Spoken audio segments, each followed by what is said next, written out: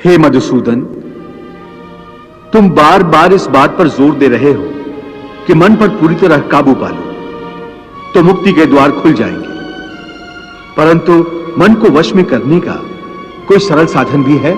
साधन तो अवश्य है, सरल भी है, परंतु बड़ा दुष्कर भी है। सरल भी, दुष्कर भी, इसका क्या अर्थ है केशव? इसका अर्थ है कि यदि तुम धीर मति वाले हो, दृढ़ निश्चय वाले हो, तो यह काम सरल है, और यदि तुम्हारी मति धीर नहीं है तो दृढ़ निश्चय नहीं कर सकोगे, और दृढ़ निश्चय नहीं कर सकोगे तो जन्म जन्मांतर तक भटकते रहोगे। यह दृढ़ निश्चय कैसे हो सकता है? विश्वास से। किसमें विश्वास से? परमात्मा में विश्वास से, सत्य में विश्वास से, अपने धर्म में विश्वास से। जब अपने धर्म अर्थात कर्तव्य को जान लोगे तो फिर दृढ़ निश्चय होकर अपने धर्म पथ पर, अपने कर्तव्य पथ पर आगे बढ़ोगे। फिर तुम सुख दुख, हानि लाभ, जय पराजय को एक जैसा ही समझकर अपने पथ से डगमगाओगे नहीं।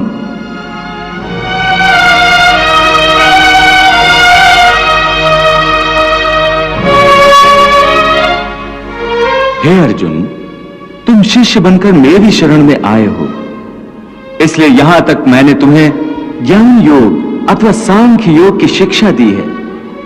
अब मैं तुम्हें कर्म योग के विषय में वो गूढ़ विधि बताऊंगा जिसके द्वारा तू कर्म करता हुआ भी कर्म के बंधनों से मुक्त रहेगा। सुख दुखे समे कृत्वा लाभा लाभो जया जयो ततो युद्धाय युजस्व नैवम पापम अवाप्स्यसि।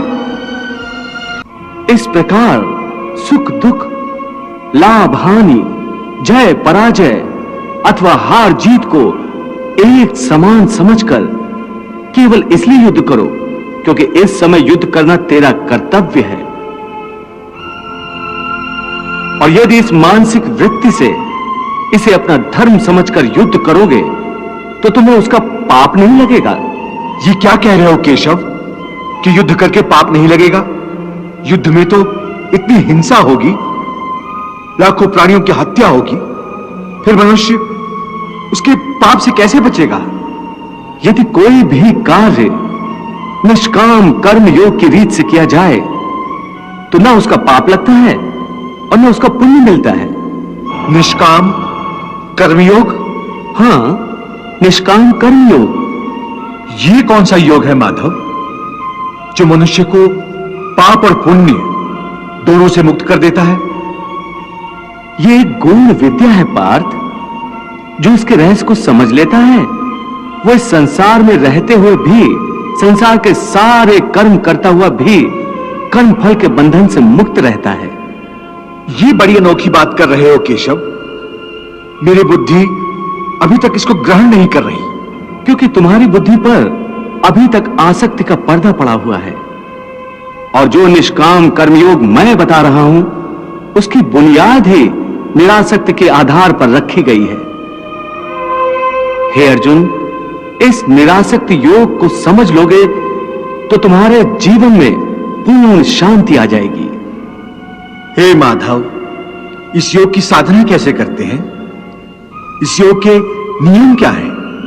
उसकी साधना के लिए कोई हजारों वर्षों की तपस्या की आवश्यकता नहीं।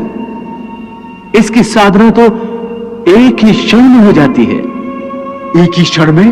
हां, एक ही क्षण में। जिस क्षण में प्राणी अपने मन का रवैया बदल लेता है वही क्षण।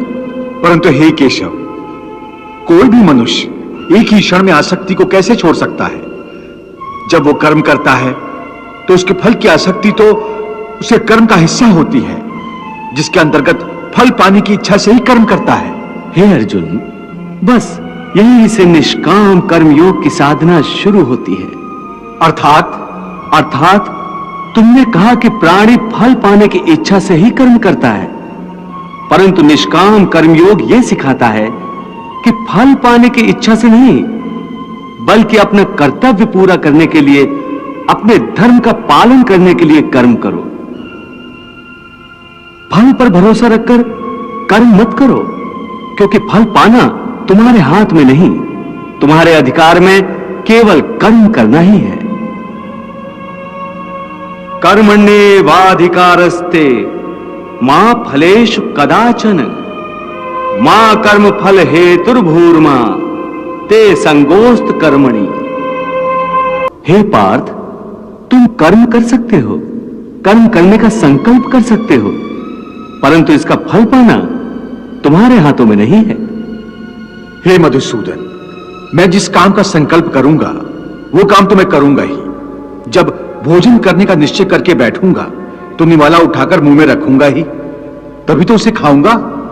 यदि वो खाने का निवाला तुम्हारे प्रारब्ध में नहीं है तो उसे तुम मुंह तक तो ले जाओगे, परंतु उस ग्रास का एक दाना भी अपने मुंह में नहीं रख सकोगे। हे अर्जुन, केवल कर्म का संकल्प ही प्राणी के अधिकार में है, उसका फल प्राणी के अधिकार में नहीं है। वो कैसे? मैं बताता हूं कैसे।